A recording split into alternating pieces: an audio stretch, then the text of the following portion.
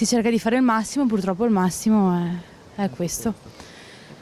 Ti eri mai accorta di questa situazione? Purtroppo sì, abito qua vicino e me ne ero già accorta, si cerca di fare il possibile, comunque dare una mano, magari gli si dà 1 euro, 2 euro, però non si riesce a dar di più perché è difficile più o meno per tutti. Proviamo a darci una mano tutti quanti, ma a volte non basta. Una volta si diceva finire sotto un ponte e nel 2019 a Padova c'è effettivamente qualcuno che dorme sotto i ponti. Siamo in Riviera Paleocca, passiamo a poche centinaia di metri dalle piazze. C'è chi lo chiama degrado, c'è chi ha paura e chi fa spallucce di fronte a un mondo in cui qualcuno dorme sotto i ponti del centro storico di Padova.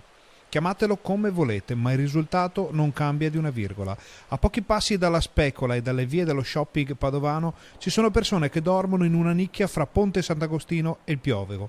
Ombrelli, stuoie e tappeti offrono un minimo di protezione dalle intemperie, ma la situazione non è sfuggita all'occhio attento di residenti e passanti e in questi giorni se ne fa un gran parlare in città.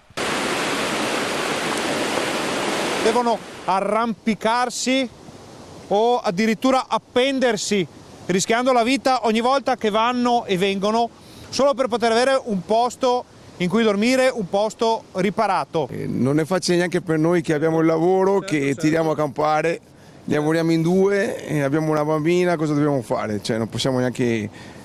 Tutti potrebbero aiutare, ma Certo. chi è che ci aiuta noi? Sono tantissime cose che non sono normali, una di queste è anche questa qua proprio, il fatto che non è tollerabile, come tante altre cose.